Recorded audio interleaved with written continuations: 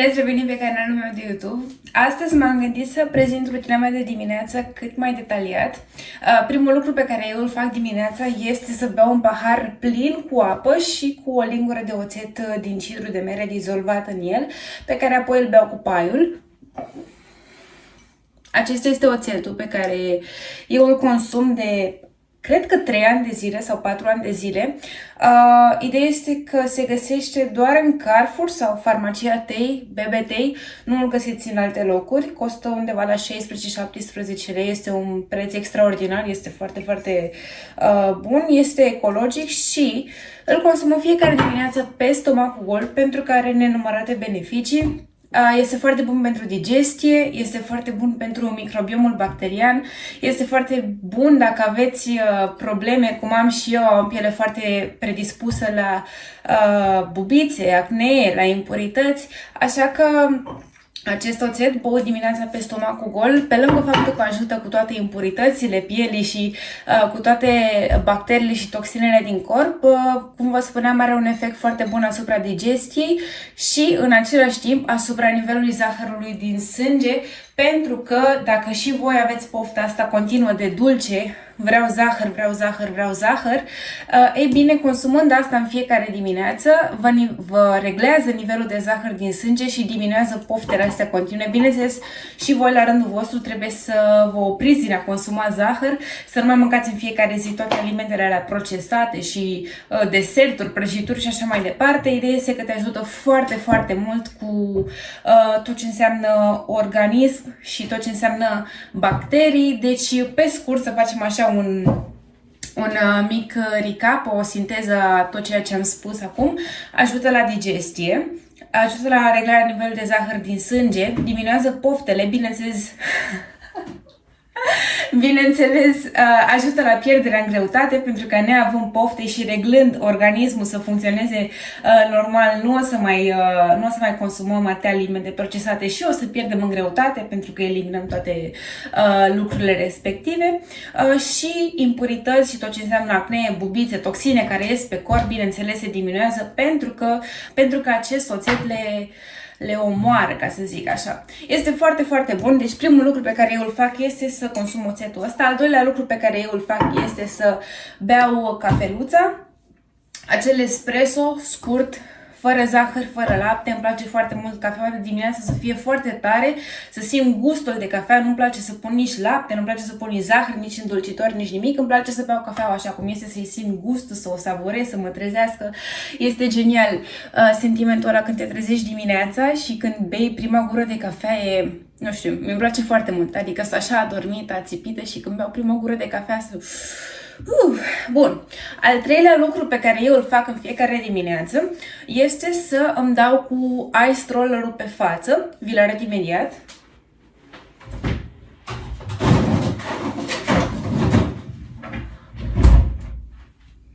Așa arată.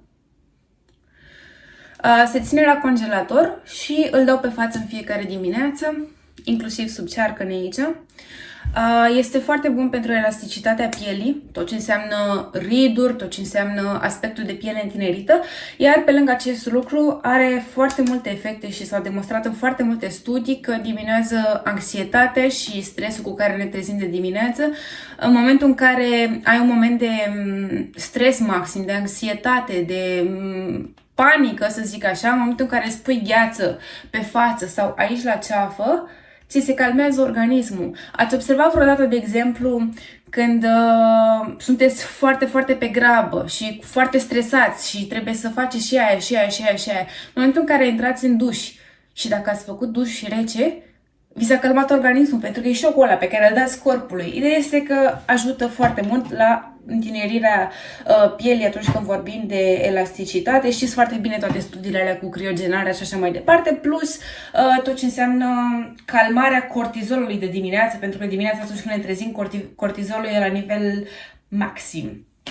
Bun, după ce am făcut ice roller-ul, după ce mi-am băut cafeaua și apa cu oțetul din cidru de mere, de obicei îmi planific ziua pe laptop sau pe agendele mele pe care am să vi le arăt imediat, iar apoi încep să mă pregătesc de sală în funcție de ce antrenament am. Îmi fac și geanta de sală dacă am nevoie de accesoriile respective sau alte accesorii și așa mai departe.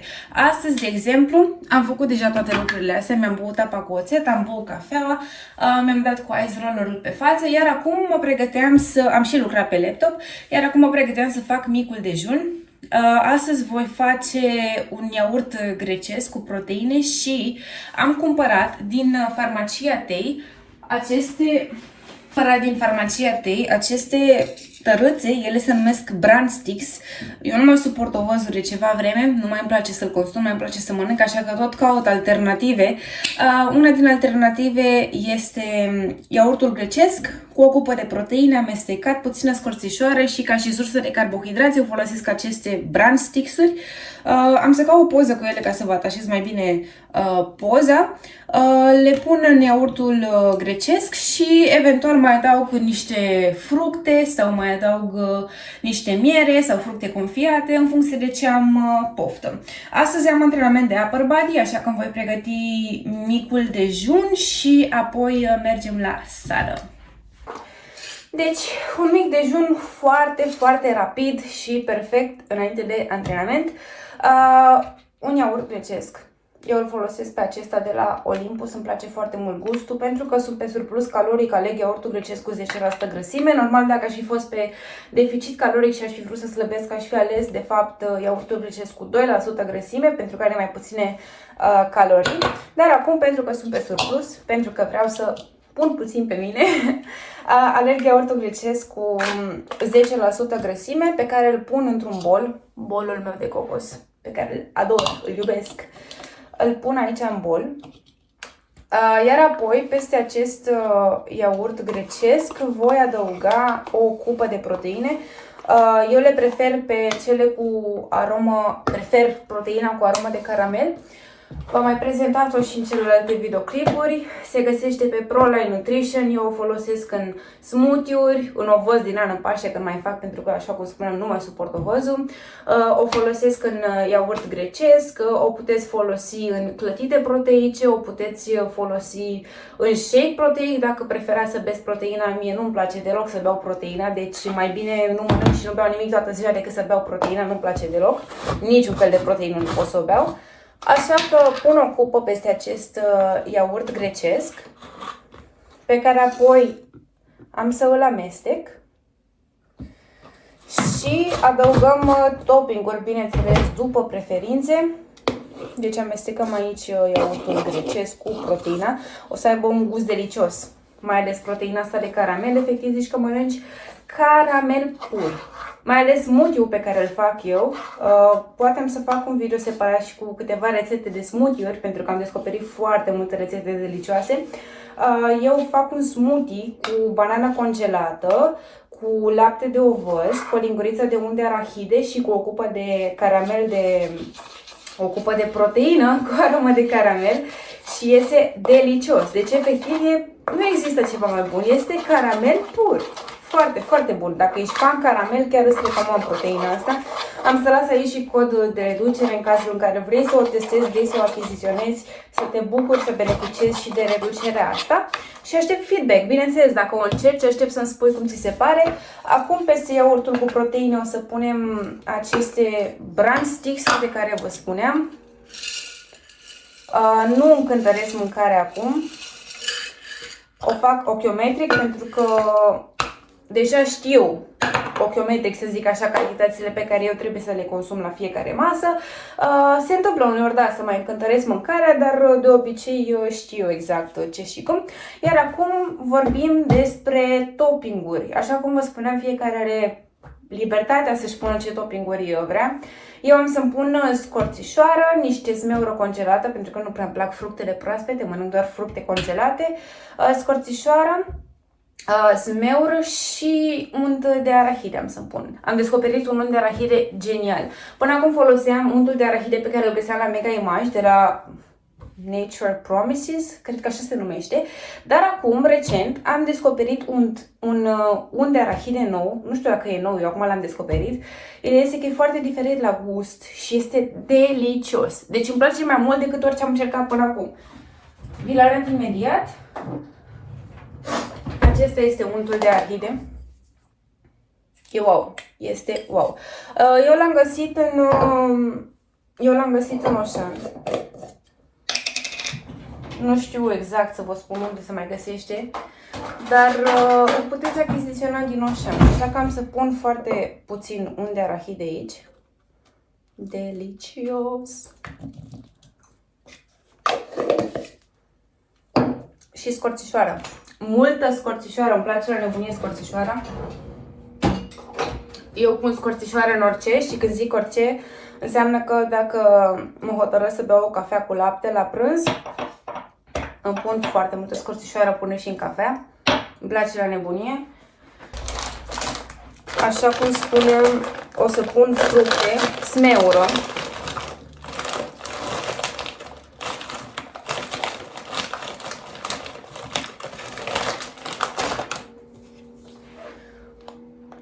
Așa arată.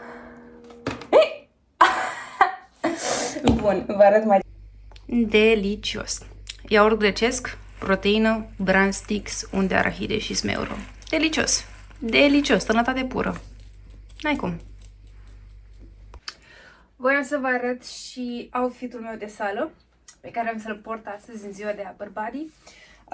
Bustiera și colanții, ambele piese sunt de pe site-ul NXG, Next Gens. Am să vă las aici site-ul și bineînțeles un cod de reducere pentru că sunt niște haine superbe, un material foarte, foarte bun, îmi plac și culorile, îmi place modelul, sunt foarte, foarte drăguțe. După spălare nu se fac urât, nu se scămoșează, nu se strică, nu se pierde culoarea sau micșorează cum am pățit la alte branduri, așa că le recomand din toată inima. Eu personal le am pe toate culorile, toate modelele posibile, aveți o varietate destul de mare. Iar dacă le încercați, aștept poze și videoclipuri cu voi, eu le ador.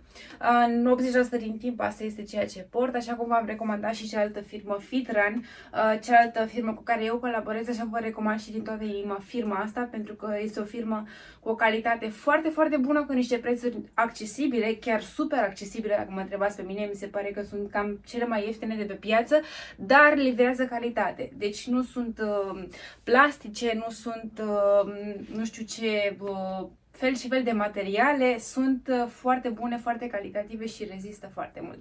Așa că spor la cumpărături. Am terminat de luat micul dejun, așa că înainte de antrenament iau întotdeauna o cupă de creatină. Vă arăt imediat. Asta este creatina pe care eu o folosesc. Tot ProLine Nutrition. V-am spus, deci mai bună firmă de suplimente pe care le puteți folosi. Așa că am să iau un pahar cu apă și o cupă de creatină. Este foarte mică această cupă. Ideea este că în momentul în care consumați creatină trebuie să aveți grijă să consumați foarte multă apă pe parcursul zilei, pentru că altfel o să se dezvolte în timp probleme cu rinichi și multe alte repercursiuni pe care nu ni le dorim. Trebuie să consumați apă, să zicem undeva la minim 2 litri de apă pe zi. Cred că toată lumea vă spune și vă repetă chestia asta, deci asta este important, apă în fiecare zi. Bun, beau creatina și plec la sală.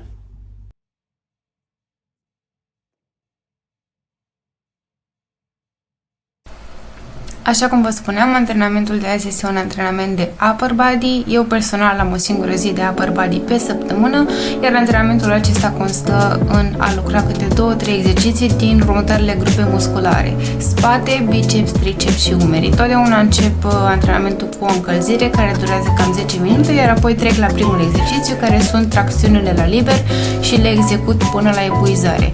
Apoi, următoarea serie pe care o fac cu ajutorul unei benzi și încerc să fac cât mai multe tracțiuni posibile, din nou le fac până la epuizare.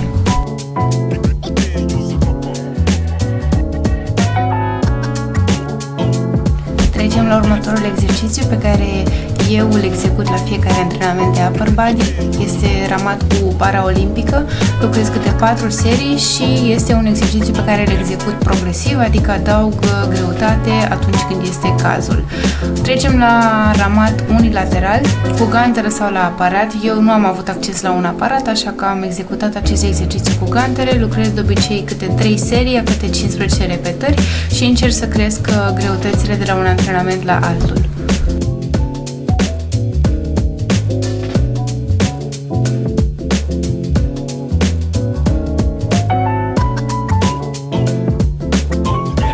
După ce am terminat cu exercițiile de spate, de obicei primul exercițiu cu care încep este cel pentru deltoidul posterior, dar cum nu am avut acces la aparat, l-am sărit de data aceasta și am trecut direct la presa militară, pe care o execut cu o bară mult mai mică decât cea olimpică și cu niște greutăți a câte 5 kg pe fiecare parte. Execut 4 serii a câte 10-12 repetări. După ce am terminat cu umerii, trec la biceps, unde execut flexii de tip ciocan și, bineînțeles, urmate de flexii de biceps cu bara Z.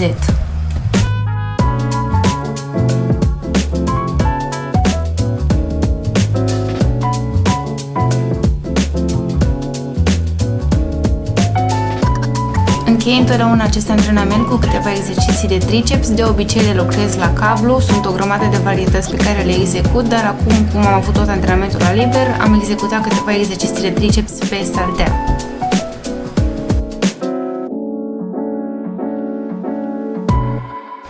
Atunci când am timp, la sfârșit de antrenament, îmi place să includ și niște mișcări de stretching pentru mobilitate sau pur și simplu să mai practic, să mai exersez statul în cap sau diferite exerciții de mobilitate care sunt destul de greuțe, dar asta nu se întâmplă la fiecare antrenament, doar atunci când am timp.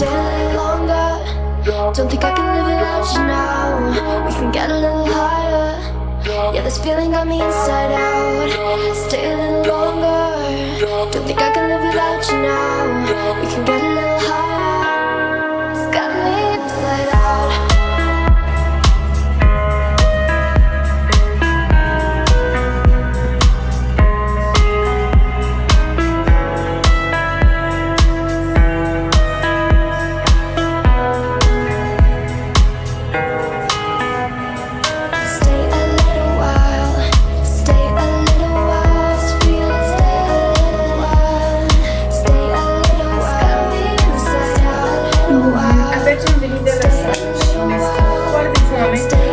Am doar 30 de minute la dispoziție ca să-mi pregătesc masă, să mănânc și în același timp să mă pregătesc și eu și să plec. Trebuie să ajung la dentist, am o programare, așa că în situațiile de genul ăsta, când nu am timp, mereu am niște lipii în casă și prefer să am la îndemână o conservă de ton sau să am la îndemână niște piept de pui fiert pe care îl fac cu condimente și pun direct în lipie sau pur și simplu trag niște ouă în tigaie cu lipia respectivă și ăsta este prânzul. Asta voi face și acum, voi face niște ouă în tigaie cu o lipie, cu salată, rucola și cam asta va fi prânzul. Vă arăt. Mie îmi plac ouăle foarte moi, pur și simplu pun ouăle în tigaie, le amestec, las puțin să se facă și când au o textură cremoasă, dar sunt deja gătite, le scot. Cam așa arată lipia mea. Am pus rucola, am pus ouă, am pus șuncă presată de pui, am pus germeni de ceapă roșie și sos de rodie. Gata în 2 minute. Am terminat de mâncat, m-am schimbat, m-am pregătit. Acum mi-au repede vitaminele, am zis că eu consum în fiecare zi vitamine, berbelină și turmeric pentru imunitate, vitamina C, vitamina D și multivitamine și minerale și magneziu pentru sistem nervos. Totodată iau și ashwagandha, dar o să-l iau mai târziu, nu o să-l iau acum, o să-l iau cu vreo 2 ore înainte de culcare. Așa că iau vitaminele și mă duc la dentist.